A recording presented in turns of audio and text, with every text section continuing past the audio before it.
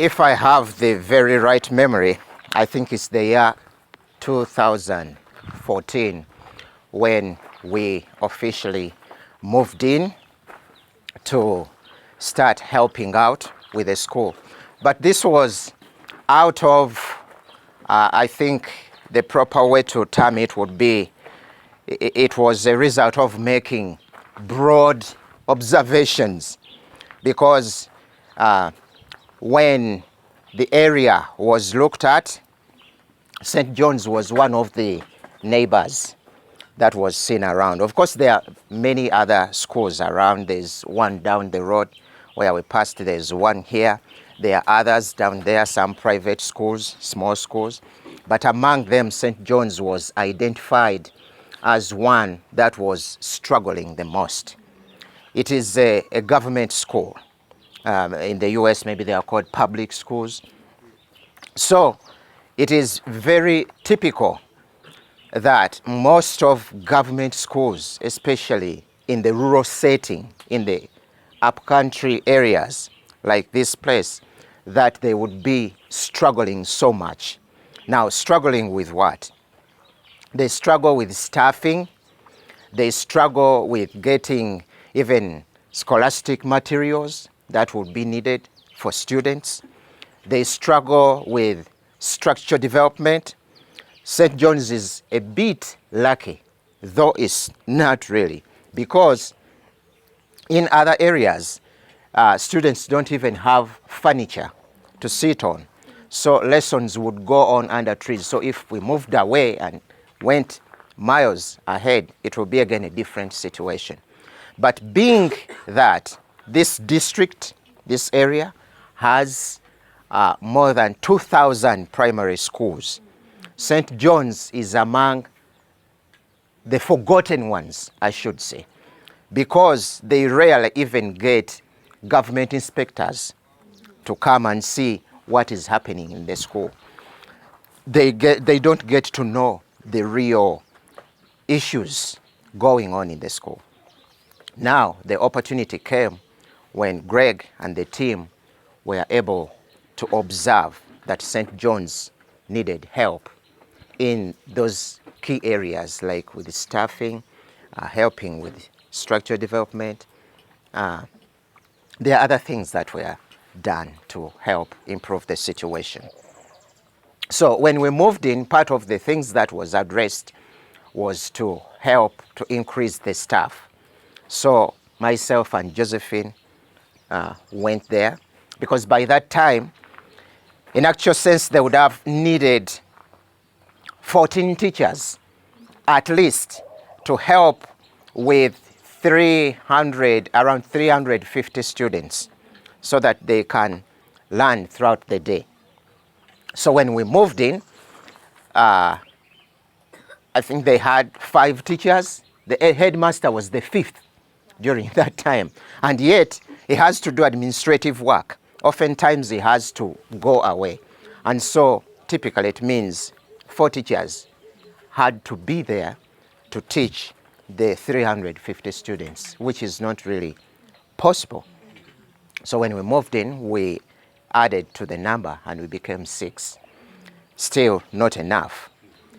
But during that time, because the institute had started here, we had some students, and so we had to work with them day and night to, they were really having the heart to learn and be able to help with us. So many of them came in, and I think we were able to target that number of 14 by that time. But because of other things that came about, and as you know, with following Jesus, what really happens sometimes along the way, some of the students began to fall away. And really, we were like back to square one, because they were overwhelmed by what they were saying. And it's okay. It's okay. So what really overwhelmed them? The numbers were so big, but again, there were other issues. health issues, students falling sick time and again, because most of them are coming from poor families. A student comes when he or she is sick, having malaria, they are having diarrhea, they are coughing, parents have no money to take them to the hospital, and then you are in a class of 70 or 60, and maybe 15 of them are sick. You have to teach them, you have to attend to other needs that they have, and it was quite overwhelming. It was already overwhelming to the teachers that we found at the school. They had chiggers, and these are some of the things that we tried to solve during those days, among the health issues. Having wounds, and all of this making them not being able to attend school. Hunger, because there was no lunch program during that time. So those years, the beginning years, 2014, 2015, were really years of quite huge challenges and struggle. But I remember when we first met with the headmaster, there was also even an education official who even allowed us to go ahead and implement what we wanted to implement. Greg mentioned something which I'll never forget, because they looked forward. When people see the whites, they always think that, well, now everything is going to be fixed once these people have come.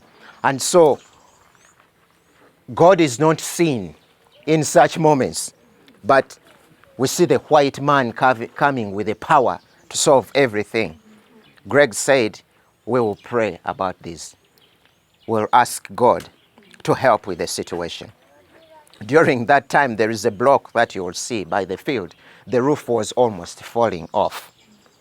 And yet students really were over maybe 150 students, because 3 classes were using that block. But the roof was almost falling off if heavy rain came. And they had no solution to fix it. There were issues of, they mentioned very many needs. Food. Teachers needed help with the curriculum. Because when the government makes the curriculum, when the National Development Curriculum Center makes the curriculum and rolls it out for all the schools, for the teachers to implement, they don't make a follow-up to come and see what is happening. They sit in their boardrooms, and then they create things, come up with ideas, and then send for teachers to implement. Now, this way, teachers struggle to implement. And so they also have their own frustrations and disappointments, and no one is there to help. So students having their own issues, teachers having their own issues, administrators having their own issues. And so you can see the mess or even the chaos that was existing then, with the structures, with the curriculum, with the health of the students. So the whole school needed reordering of some sort. And so part of the things that Greg promised to do and were done was to help with curriculum reordering. Even he helped to make a new schedule that would be followed, that would help teachers to be able to, be able to carry out their work in a very amicable way. And there was even help that was given to students. They were given scholastic materials. That happened in the subsequent year. Like we are providing scholastic materials for all the students, like every time giving books, giving pens, giving pencils, and all that was needed for them to work in classes, even on the side of teachers. And then later on, even seminars would be organized for teachers. Now, the issues were being answered. Problems were being solved. step by step. But like I said, these things didn't happen all at a go. But we trusted God. Especially on our side, we trusted God. And then even later on, working with the rest of the staff, they came to realize and even believe that things can really change. And they also realized that nothing was going to come so much from the government. And they really trusted us so much. Our relationship since then has been growing. It has been growing. People came to know us as friends. At first they thought maybe we are visitors, but they realized that we were friends, and our relationship began to solidify in greater ways. Issues were being solved in step by step, I should say, step by step. Then not until when COVID came. Now by the time COVID came, we had achieved quite some good, we had taken some good steps, using that language. We had taken some good steps. A lunch program was in place. So students at least were able to have, we started with 1 meal, then we went to 2 meals. Had we come to 3 meals? Huh? Yeah, then 3 meals in a week. So at first there was nothing, then something was in place.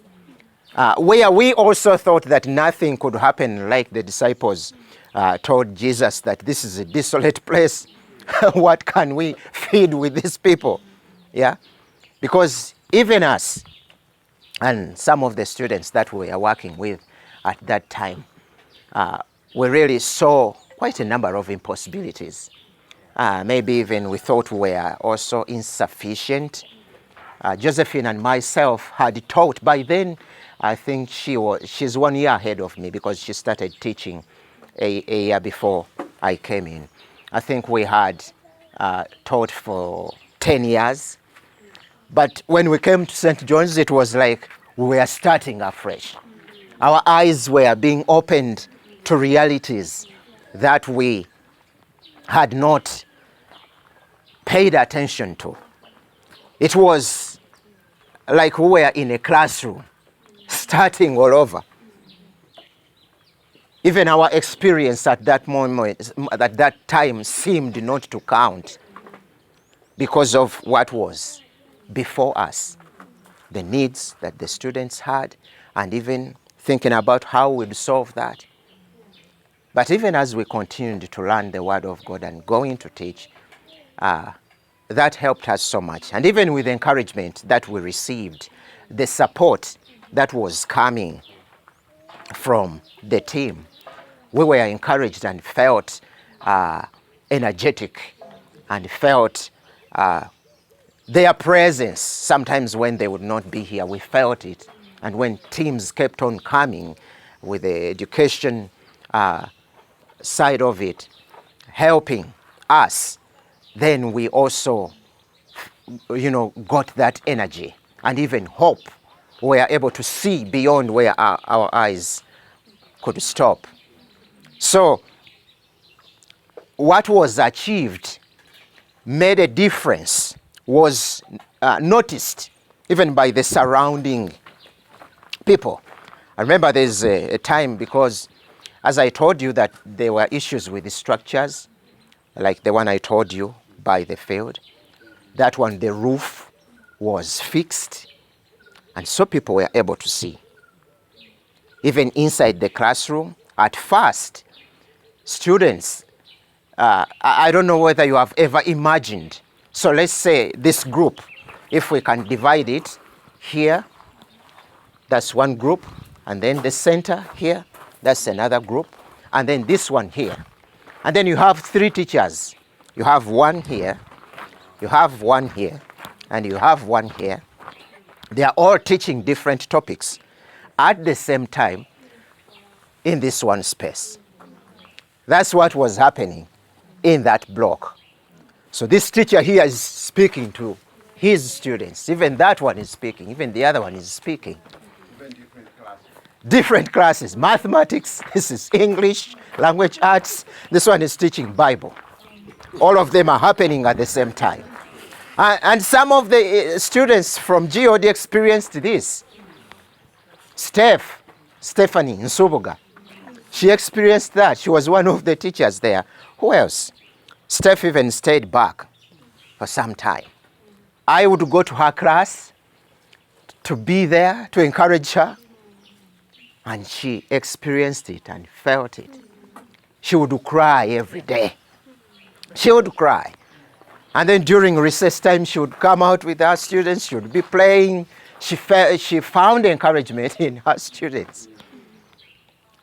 So that chaos was reordered. So the team helped to petition that class. And then even the school began hosting big meetings, which was not happening before. Head teachers from other schools would come here for those meetings. And then now people began to see. Because at first the school was forgotten, and now people began to see what is happening here. Who is doing these things? Even when our lunch program started, it had become a model. I remember speaking to a head teacher, two head teachers, far away from this place, and he told me, how are you able to make this happen? Because how was it designed? At first, we were providing the food. And so students only had to bring their plates to eat. But Greg said that was not sustainable because we couldn't continue giving them all the time. And so, speaking to the parents, we called them for meetings. And Greg, having shared with us how we could make it possible to have a sustainable lunch program, that it had to involve the parents so that they are the ones providing. That's how the program would be able to move on. So we spoke with parents and told them, because when NGOs come in, they're always giving out. They give out. And once they leave, everything dies. And then people go back to their former lives. So now we asked parents to contribute food. So if you have cassava, you would bring cassava. And even other parents would contribute that cassava. Sweet potatoes, they would contribute. There are times I had to move even to different homes to collect food, to help parents bring it. And we would bring it. And so we would have meals. At the start, they couldn't make it all. So we would provide the beans, they provide the food. We add some greens because she was also helping to carry on the message of nutrition and how it would benefit the students. So it started to go on. And then people were asking, how are you able to speak to parents? How are they able to support this program? And then we shared with them. There's a man who said, I have to do this at my school. I've never seen it. And he said, you know what happens in our schools? And I told him we are also learning it here. So it went on for some time. Now when that terrible COVID came, it made everything go back to zero. As I speak today, no one can contribute anything. Even at home, they say we have nothing to eat there. What can we bring? There's nothing. That's where we are in regards to that lunch program. With the curriculum, Greg, which he also did a greater part on it to help us with during that time, things had also started to move on. Teachers were implementing, but also they stopped in some ways. They have also had their own part of the story with issues of salaries, with government, treating them the way it wants. delaying their salaries or not paying them at all. One comes every day throughout the month, and then at the end of it, they go to their accounts, it's zero. The next month, zero. The following month, zero. Then they would say, oh, what are your names? You say, I'm Semakula Lawrence. Okay, how do you spell Lawrence? Is it with a W or U? I spell it with a W. Oh, we used a U. We are going to fix it. That's why you missed your salary. It was because of that letter. Wait, the next month, zero. The next one, zero. You go back to the offices. The officer is not there. You go to another one. You need to go to the other officer, to the man who is above me. You go to the other office, go to the other office. From this office, go to the other office. So you keep on moving and time is going. 6 months have passed. You've never received your salary.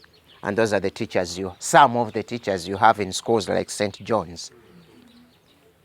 Others are lucky in some ways. But also even that luck doesn't last so long.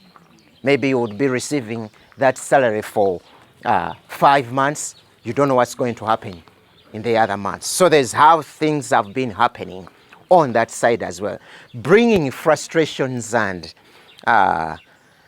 disappointments.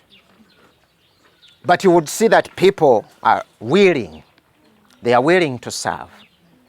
But there are things that come in along the way.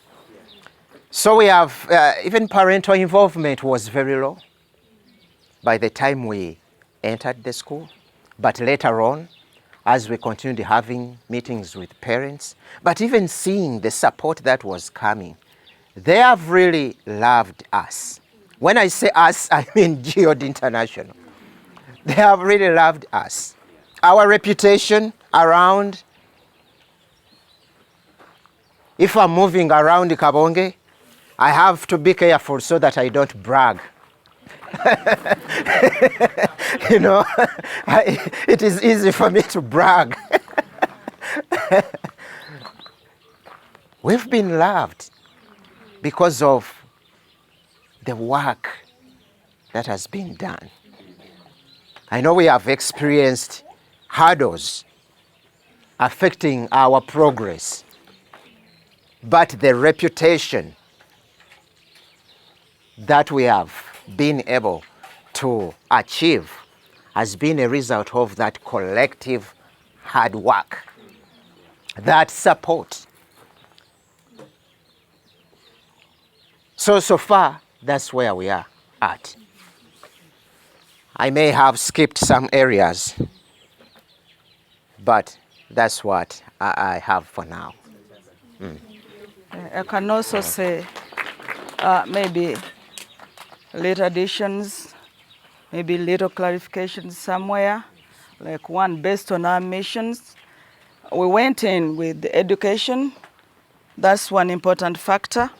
We went in with the advocacy because these students are like forgotten, even by their own parents.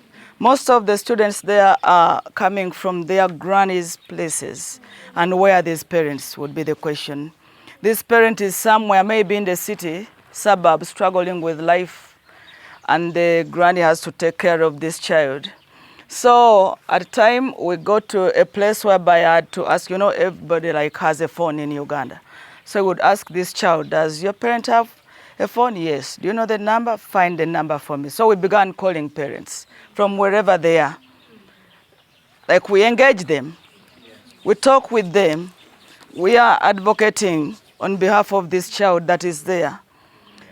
We have done the empowerment. We have demonstrated. We've tried to just lay down our lives for these children. Their health was so bad.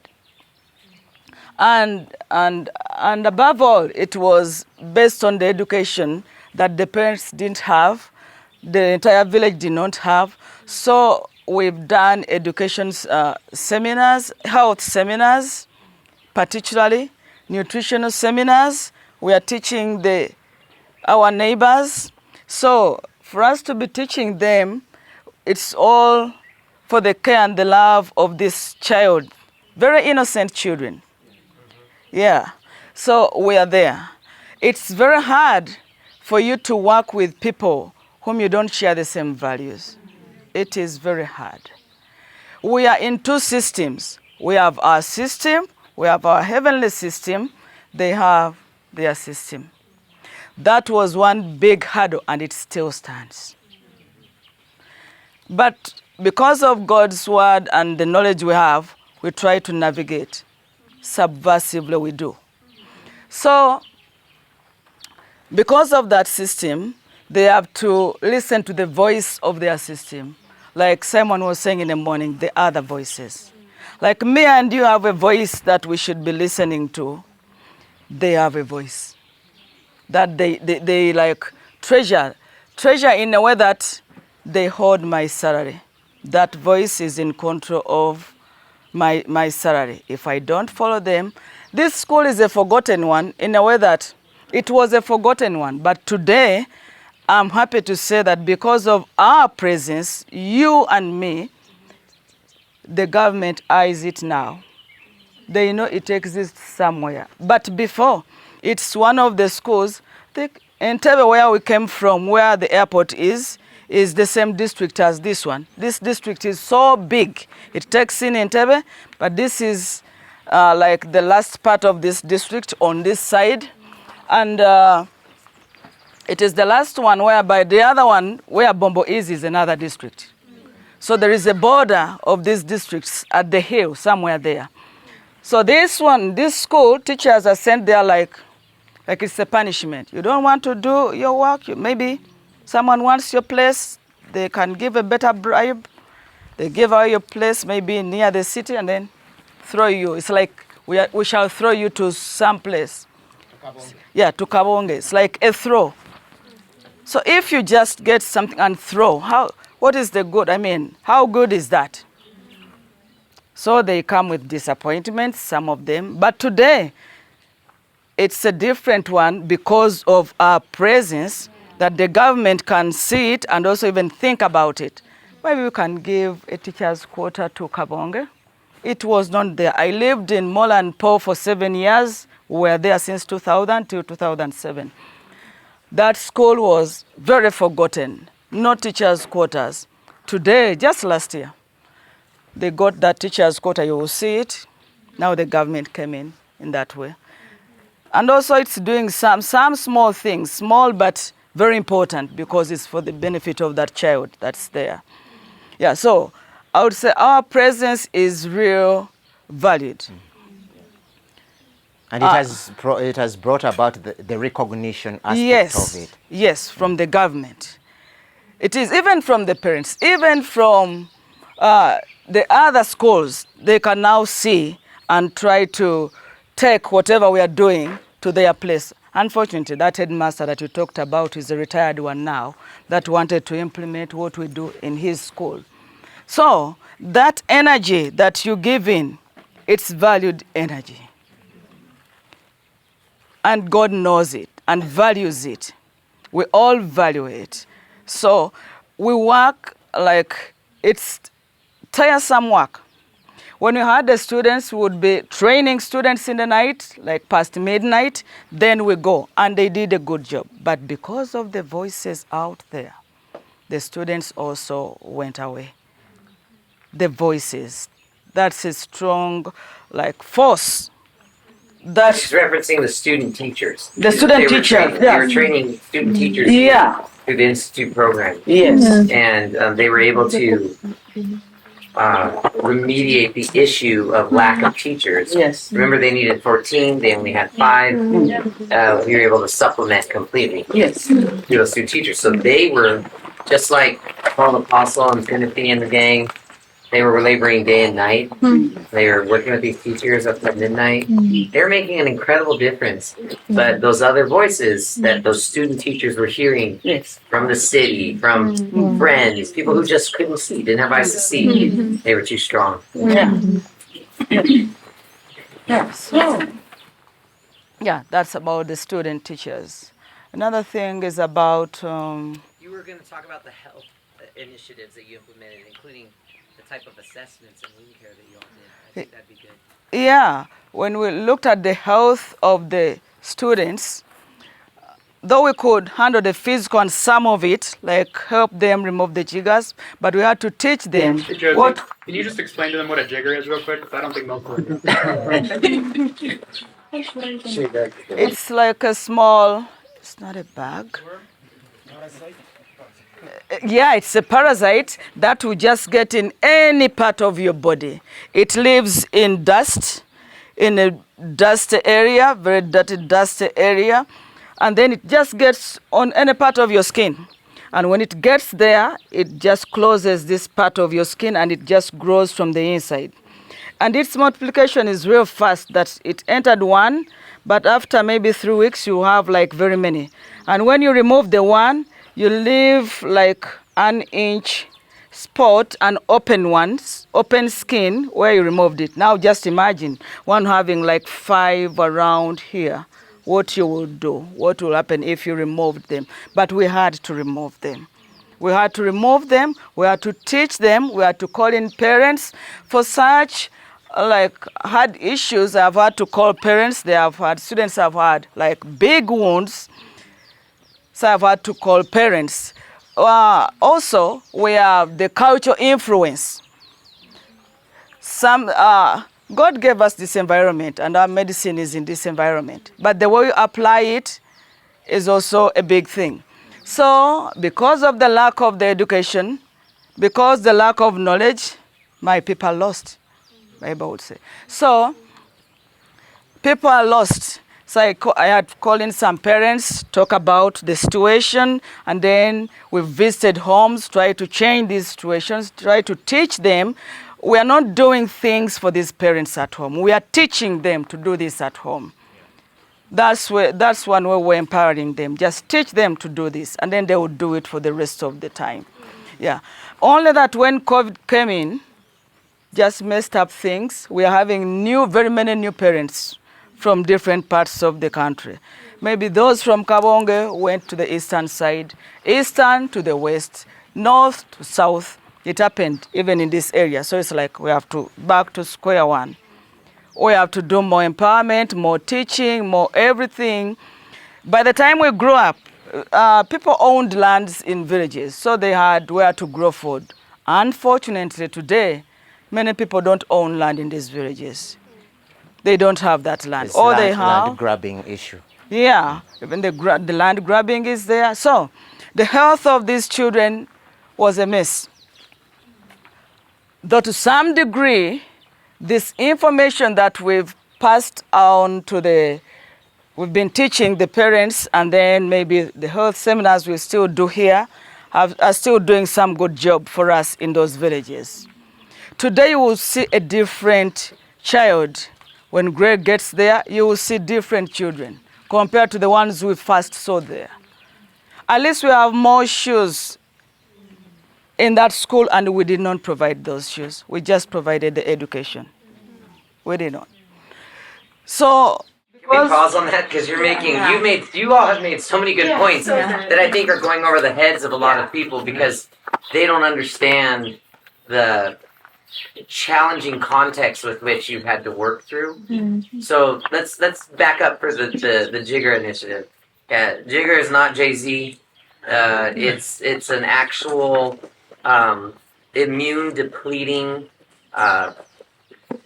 pest that really contributes in an unseen way to how these kids fall victim to everything from not being able to absorb their nutrition that they do get, the minimal nutrition they do get, all the way to the increased types of sicknesses that they experience because that pest is taking from them constantly because it's now attached itself to their bodies. And as she was saying, you have to create 1-inch margins around the removal of one of these. So if you have 5 in a concentrated area, that's for each one, you got a 1-inch diameter. That's 5-inch diameters there. Yeah. If you do your circumference considerations, that's a gaping hole in a kid's arm. So even getting families involved took advocacy on behalf of the kids. It took the kind of education for parents, and then the empowerment of even others to handle the initiative, so that including those student teachers, so that they could make an impact.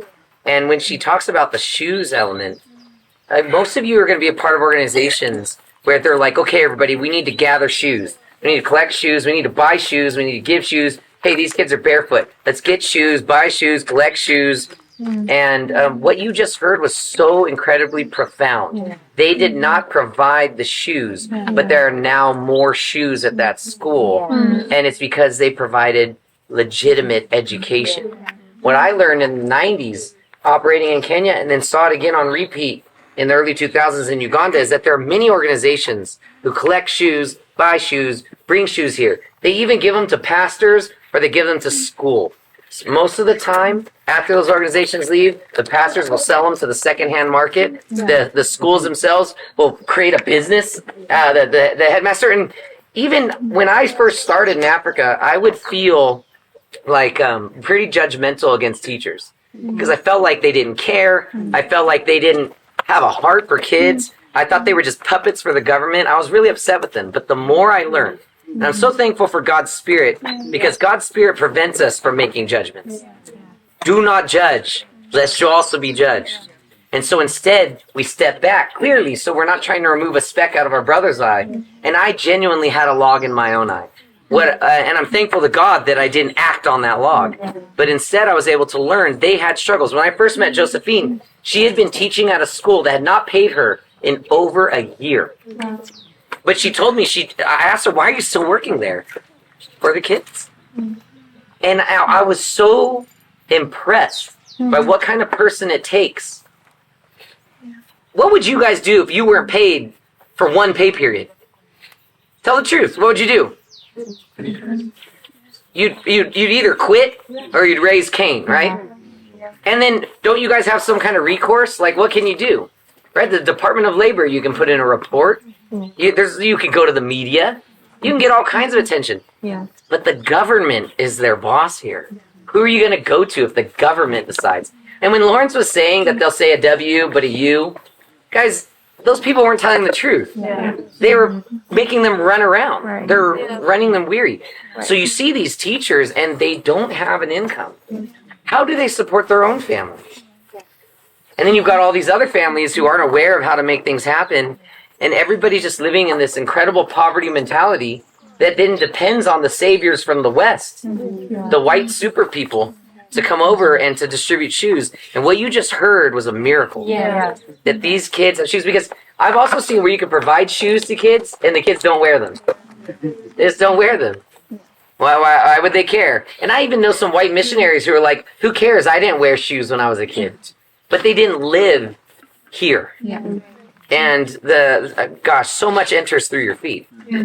And the distance that these kids are walking. When I hear that right now, I can't help but praise God, because that is the act of God, and the community's doing it, and people who live here. What do you guys think is more sustaining? To just get some kind of rainfall of income, so you buy a bunch of shoes, or you buy a bunch of meds, or you buy a bunch of whatever's and give them to people, or you fund a meal program for a year, or you do this kind of hard kingdom labor that is transforming a culture and a society. It's really impressive, the work that you do. You guys are heroes. Like, just incredible heroes. I am so tired. And it's that I do think, though, and I'm gonna tell you the truth, I do think that I would often pray for them, and I would pray for strength, because as soon as those, as was said, those other voices from the systems of this world were removing the student teachers and the help they had, they kept going. Even though they didn't have the help, but it was not sustainable for their own health. And I was thankful for COVID. I know we've said a lot about COVID not being so great, but I was thankful for COVID to give them a break. But not only that, it gave us a natural break from the continued effort we were doing at St. John's, so that now we're not needed in that way, or we're not in an agreement, and things are in a different situation. But the lessons we learned through that initiative are invaluable and are something that, again, is duplicable, which is important for us. Duplicable by any school that's out there. And it's unfortunate that the headmaster has retired, but if he sees it, others see it too. And as God continues to bless us, you know, I know a lot of people who are consultants. And the funniest thing I think about consultants is you have a lot of consultants who have never done it. Some years ago, we had the most reputable community builder in the United States come to the Institute and do a talk at one of its chapels. He's had books published about community building, and he speaks at universities all over the country. Afterwards, I got an opportunity to have lunch with him, with some of our key staff members, some of our board of directors, and I asked him, you know, how big is your community? Gosh, this is pretty awesome. He goes, well, it used to be bigger, but right now it's smaller. I go, well, it used to be. How big was it? He said, we had about 20, 25 people in our community. I said, oh, that's big? He goes, well, right now it's just us and another family, but the other family is kind of not really participating too much. And I said, so your community is your family? He said, well, you know, the concepts are still true, even if it's not working out right now. I said, I don't think that's how it works. I think you prove a concept wrong when it doesn't work. And it's impressive to me that this guy is literally he's renowned in the United States as being the top community builder. But when we were with him, he was just sad and discouraged. He finally gets alone with me at one point, and he's like, how'd you do it? How'd you do this? It's like, I don't understand. Like, what happened? I said, man, isn't it weird that, like, you're the guy who's known for community building and you're asking me? He's like, yeah, it just seems like this isn't the same thing. I said, I think people invited you here because what you write about is along the lines of what we are. But what you are isn't what you write about. And he told me, he said, yeah, I feel bad about that. Back to my original point. There's so many people out there who are going to go be consultants for a school and help them transform, and they've never done anything but go to university, get a degree, write some papers on it, and now they think they have it. These living letters over here, they have it. They've done it. It's their experience, and they gave years over to it, and God is going to use it. God is going to use it in the future, and what you are witnessing right now in them through this initiative at St. John's is history in the making. You don't know how big of a deal it is right now, but it's God. I love Lawrence. He said you have a hard time bragging, but you know you shouldn't, because Matthew 5:16 says this: "Let your light shine in such a way that others may see the good work you're doing, and glorify your Father in heaven." For a lot of people, that good work has to do with I don't know what they're doing. Smiling. You know, there's a lot of Christians. That's how low their bar is. I just want to smile, and by smiling, I make the world a more beautiful place. Your smile does not put shoes on kids' feet. Your smile does not end jiggers in a community. Your smile doesn't improve a curriculum. I'm telling you right now. What they've done, that's a beautiful work. And that's what God does. Yeah. It's so amazing. And in case you were wondering what I told that guy when he said, how'd you do this? I told him I didn't. This was God. This is what God does when you get out of the way. Amen. You just do what he says. And you realize your position is as a servant. And I try to encourage him. I said, try going after God's name instead of your own. It'll make a big difference. Yeah. Back to you, Alex. Sorry, that's from a TV show. Everyone in here, I say back to you, Alex, all the time. It's ridiculous. You can do it back to us sometimes too. We'll laugh. Yeah, right. So, yeah, because of the prayers and then those efforts that we've put in, today I can smell about the water that they're about to receive. Because, Lawrence was talking about the area, the health of these children. These villages have dirty water, but because of new waterworks, Francis with us, we are changing the surrounding areas. With the education, they know they need clean water now. They may not get it, but they know they need to get it. Yeah, because when you teach someone, it's not going to happen just immediately, but the knowledge is in. So with time, so we had clean water, we have clean water now. They should not go to the boreholes far away from the school. They had to go through the road. That road continues, that the one we're in, just continues behind the school to some other villages. So the children have to go like you were, with jerry cans through the road down to the borehole. From school, anything can happen, just like anything could happen to you when you were on the road. So today, they can just be in that area. We've put a tank for them. We are going to provide more water for them, more clean water, all for that child. That child's health is valued so much. Yeah. Yeah, even some addition to that, that water catchment system was able to help alleviate the issue of walking, going to the borehole, especially in the rainy season. It helped to catch some water that would take maybe for at least 2 to 3 weeks when students don't have to miss classes, because there's no other way that water would come to the kitchen. So students would have to go, and so they would miss. They would take hours fetching using small jerry cans, walking down and coming back. All that time would be lost. But now with the catchment system that was set up then, even the additional that came in, it helped to solve that problem so that they now get to stay in class. But also even being able to have some drinking water, yeah, which was not possible then. And to add on to what Lawrence is saying, just to make it clear for y'all, one of the first things we did when we got there was we identified that they had, I think it's a 10,000 liter tank that they already had, but the water catchment system that was providing water to it was ill-serviced and just not working properly. On top of that, the valve to actually using the cistern was broken. So one of the first things we did was fix the valve and put a cover on it. Unfortunately, I think within months it was stolen. After that, and so we had to figure out how to again reduce things like common theft, which is a tough thing to consider when you're living in poverty and people having to like figure out how to survive. But nonetheless, we were able to improve the water catchment system so that just like Cameron talked to you guys about with this roof, they were able to catch water. It was insufficient because of the number of kids. There's about between 300 and 350 at any given time of kids there, and so the amount of water they could catch was not enough to handle everything.